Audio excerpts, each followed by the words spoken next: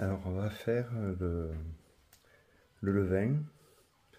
Donc il faut être un peu patient parce que ça prend un petit peu de temps. Mais c'est très simple parce que le levain, en fait, il suffit de prendre de la farine et de l'eau.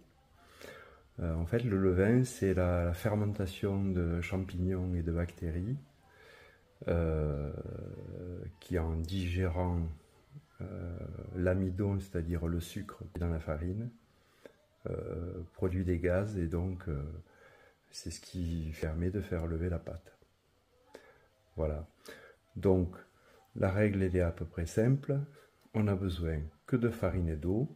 Par contre, la farine, on ne pompe pas n'importe quelle farine. Il faut minimum, moi je préfère partir de la T110 à la T150. C'est ce qui vous permet de garantir une réussite de votre levain. Voilà. Donc, ce qu'on va faire, c'est que on démarre. On va faire un mélange de pâte et d'eau avec à peu près 60% de farine et 40% d'eau parce qu'on va faire un levain dur. Il y a plusieurs types de levain, semi-liquide, liquide, dur. Moi je préfère le levain dur, il est plus facile à conserver. Je prends un bocal, alors soit qui se visse, soit à rabat comme ça. Alors quand on utilise son levain, on va enlever la partie du caoutchouc pour laisser respirer le levain, c'est-à-dire pour que les gaz puissent s'en aller et que l'air puisse rentrer. Voilà, tout simplement. Quand on veut le mettre en sommeil, c'est-à-dire le mettre dans le frigo, on va remettre le joint et on va fermer pour que ce soit étanche, pour que le levain puisse se conserver plus facilement. Ce qu'il faut savoir, c'est qu'un levain, vous pouvez le mettre en sommeil jusqu'à 1 mois au frigo, bien fermé, bien étanche, et vous le réveillez en fait en le nourrissant. Ce qu'il faut savoir, c'est qu'un levain, ça se nourrit, puisque comme je vous l'ai dit, ça se nourrit de l'amidon, c'est-à-dire du sucre contenu dans la farine. Voilà. Donc, je prends ma farine. Ici, j'ai de la T110. Habituellement, j'utilise de la T150.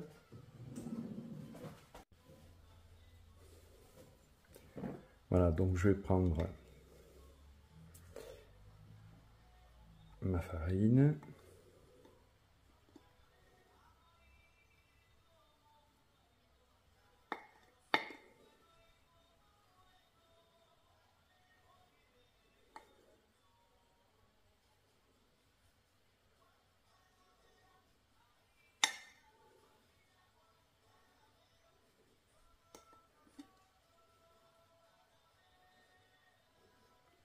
Voilà, j'en mets à peu près 100 grammes. Voilà.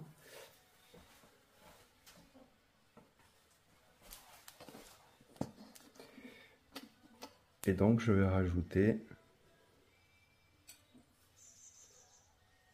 d'eau. Voilà, j'en ai mis un peu plus, là, c'est pas très grave. Vous verrez que une fois qu'on l'a fait la première fois, ensuite on mesure plus, on le fait à la consistance. Hein. Vous verrez que ce qui est important, c'est de mettre un rapport farine-eau pour que votre levain ait toujours à peu près la même consistance. Donc là, je vais en rajouter, il est un peu trop dur.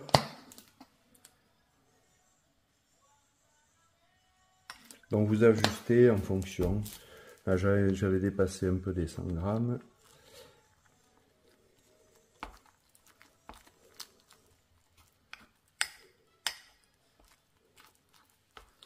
Voilà, donc vous voyez, il faut avoir à peu près cette consistance-là. C'est-à-dire ni trop sec, ni trop humide. Voilà, vous le mélangez bien.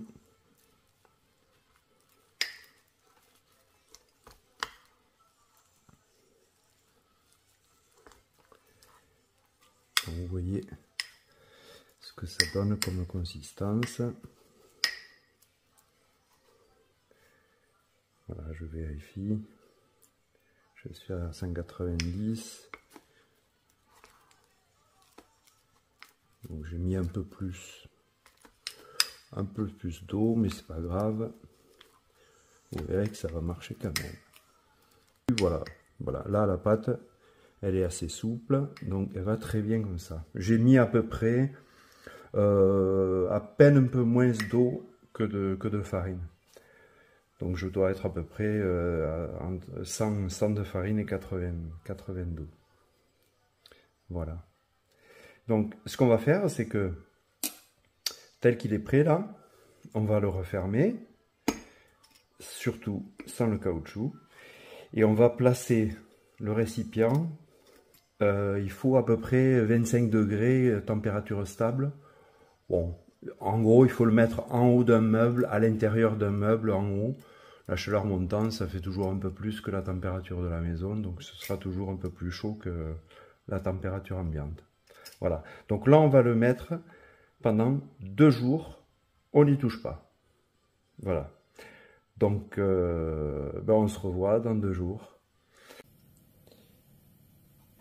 Donc voilà, au bout de 2 jours. Alors, on a beaucoup de chance parce qu'on a déjà la formation des bulles. Donc c'est que le vin commence à fermenter. Et on sent déjà un petit peu une odeur de pomme acide. Ça dépend du type de farine qu'on a.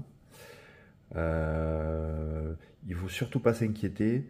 À ce stade-là, normalement, au bout de 2 jours, on n'a pas forcément des bulles qui se forment, ni l'odeur. Donc il faut être patient. Là, on a eu un peu de chance, ça doit être en fonction de l'humidité, etc. Donc la fermentation s'est faite beaucoup plus rapidement. Mais ça peut être un peu plus long que ça. Là, on a un résultat qui normalement s'obtient au bout de plutôt 3-4 jours. Voilà, donc là on est au 3e jour. Donc ce qu'on va faire, c'est que, alors en fonction du pot que vous avez utilisé, soit vous démarrez modestement avec un petit pot. À ce moment-là, il va falloir enlever un petit peu de levain en formation pour pouvoir remettre une quantité qui va être à peu près égale à ce qui reste. Bon, vous le faites à peu près dans cet ordre de grandeur. Donc ce que je vais faire, c'est que pour éviter, comme là je le sens qu'il est bien parti, pour éviter qu'il monte trop et qu'il déborde, je vais en enlever un petit peu. Voilà, donc on voit que la consistance a bien changé. Donc je vais en enlever un petit peu.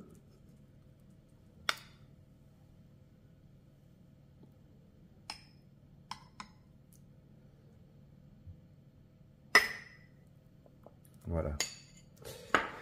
On va remettre de la farine. Donc là, moi, en fonction de ce que j'ai enlevé, je vais rajouter seulement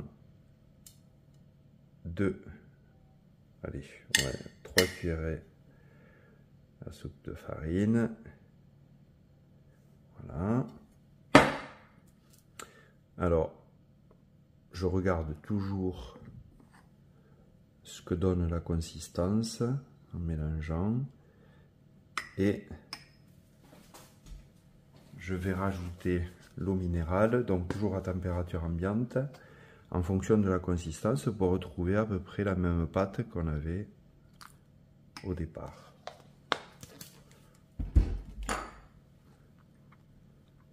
Alors vous voyez que moi je me prends pas trop la tête sur savoir combien j'en mets, etc. Si vous voulez vous amuser, en fait ce qui se passe, c'est que si vous voulez avoir une qualité de pain toujours identique, avec un même goût identique, etc., bah, il faut vraiment respecter les quantités toujours les mêmes. D'accord? Donc quand on rajoute la quantité, on était sur une base de 100 g et 80 g d'eau, donc il faut rajouter 100 g de farine et 80 g d'eau. Si vous en avez enlevé la moitié, ben, vous diminuez de moitié. Voilà, donc là je suis à peine un peu plus dur. Donc je vais rajouter un peu d'eau. Mais vous pouvez le faire uniquement sans peser, à la consistance. Voilà, ça marche très bien. Surtout en ce moment, la période est très propice et la fermentation se fait très rapidement.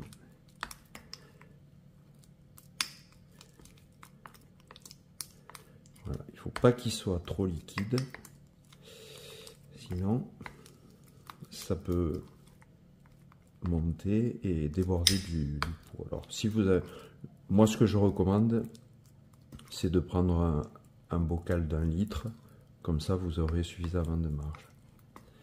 Voilà, une fois qu'on aura terminé le levain, je vous expliquerai comment il faut se comporter par rapport à la production de pain. Parce que vous avez remarqué qu'il faut... Alors, une fois que le levain est parti, on rajoute et le lendemain, on peut utiliser le levain. On peut même l'utiliser 3 heures après l'avoir nourri. Donc, mais ce qu'il faut savoir, c'est que quand vous faites du pain, si vous utilisez 200 g de levain, par exemple, il faut le temps de produire la quantité de levain appropriée, sachant qu'à chaque fois, quand on le nourrit, on rajoute pas plus que la moitié du levain que vous avez. Voilà. Bon, tout ça, je vous le ferai, je vous expliquerai à la fin. Donc voilà. Donc là, on a remélangé, on a à peu près la même consistance qu'il y a 2 jours. Donc, eh ben, on va refermer et on va le replacer en haut du meuble. Et donc, à demain. Alors, on est au 4e jour. Donc là, on voit bien l'apparition des bulles, une odeur un petit peu acide qui apparaît franchement. Donc voilà, donc là, vraiment, le vin est bien parti. Donc on va recommencer comme hier. Donc soit on a la place, donc on rajoute la quantité qu'on a. Moi je vais, comme j'ai pas besoin de plus de levain, je vais plutôt en enlever pour toujours avoir de la place pour le laisser se développer. Voilà, je m'enlève un peu. Voilà.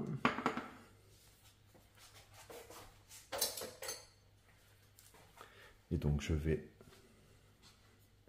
rajouter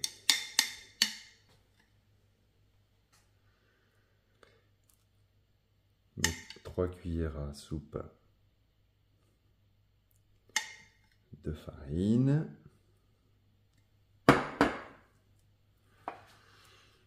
Je mélange.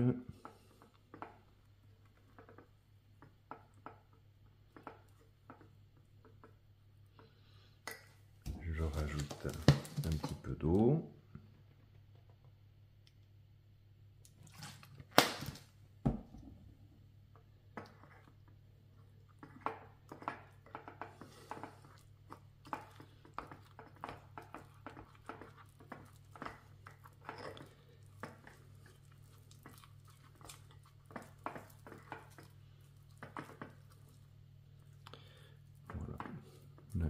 J'ai obtenu à peu près la même consistance.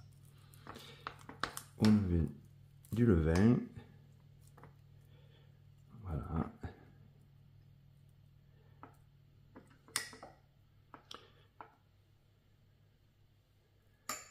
Donc on est reparti pour une journée de plus à température ambiante en haut de l'armoire. Voilà. À partir du 5e jour, soit on estime qu'il n'y a pas trop de bulles et qu'il n'y a pas trop d'odeur, et on peut aller jusqu'au 7e jour. Donc à chaque fois, on rajoute la quantité qui reste dans le pot, on rajoute autant en farine et eau. partir du 5e jour, si on considère qu'il y a beaucoup de bulles, que le levain a bien levé, qu'on sent bien l'odeur d'acidité, on peut considérer que le levain est prêt et donc on peut commencer à l'utiliser. Voilà. Donc, une fois que le levain est prêt, ce qui va être important de calculer, c'est la production qu'on va vouloir faire de pain. Parce qu'il va falloir avoir, vous voyez que faire du levain c'est simple, mais ça prend un peu de temps. Donc si on veut faire du pain à l'improviste, il faut avoir toujours une quantité de levain de côté suffisante. Donc ça veut dire qu'il faut bien calculer pour savoir combien on va faire de levain et combien on va en entretenir chaque fois qu'on fait du pain, pour pouvoir renouveler ensuite une réserve pour la fois d'après. Donc par rapport à ça, on va essayer de voir comment ça se comporte. Ce qui est important, c'est qu'à partir du moment où la base est prête, on va pouvoir rajouter une quantité de farine et d'eau quotidiennement, donc ça va bien l'entretenir. Voilà. C'est-à-dire que si on garde de 3, 4, 500 grammes de levain, on va rajouter, si on le fait quotidiennement, on va rajouter 3, 4, 5 cuillères à soupe de farine, avec un petit peu moins d'eau toujours. On va mélanger, on va s'assurer de la consistance, et voilà, on va faire croître son levain comme ça, pour être prêt pour en avoir assez. Alors, ce qu'on peut faire aussi, c'est que lorsqu'on sent qu'il va y avoir une période où on ne va pas faire de pain, on va mettre le levain en sommeil. C'est-à-dire qu'on va remettre le caoutchouc de notre bocal, on va le fermer de façon étanche et on va le mettre au frigo les 2, 3, 4 jours de sommeil, comme on veut. Ça peut être plusieurs semaines. Et ce qu'il faudra faire attention, c'est qu'il faudra prendre au moins une journée avant le sortir pour le renourrir, pour qu'il se redéveloppe avant de pouvoir faire le pain. Donc il faut toujours anticiper, il faut toujours savoir exactement comment on va se comporter et savoir qu'on ne peut pas faire du pain comme ça du jour au lendemain si on a mis son levain en sommeil. Voilà. Bon, mais j'espère que ça a été clair. Moi je considère que là ici il est bon, donc vous si vous jugez qu'il n'est pas tout à fait prêt, vous continuez comme je vous ai dit jusqu'au 7e jour, et sinon vous pouvez commencer votre pain. Voilà, en ayant vraiment, je répète, toujours la précaution de garder une quantité suffisante pour pouvoir derrière le nourrir et qu'il se développe et que vous puissiez avoir une quantité suffisante pour la fois d'après. Voilà. Si vous avez des remarques, des questions, n'hésitez pas en commentaire. Sinon, bon courage pour votre premier pain.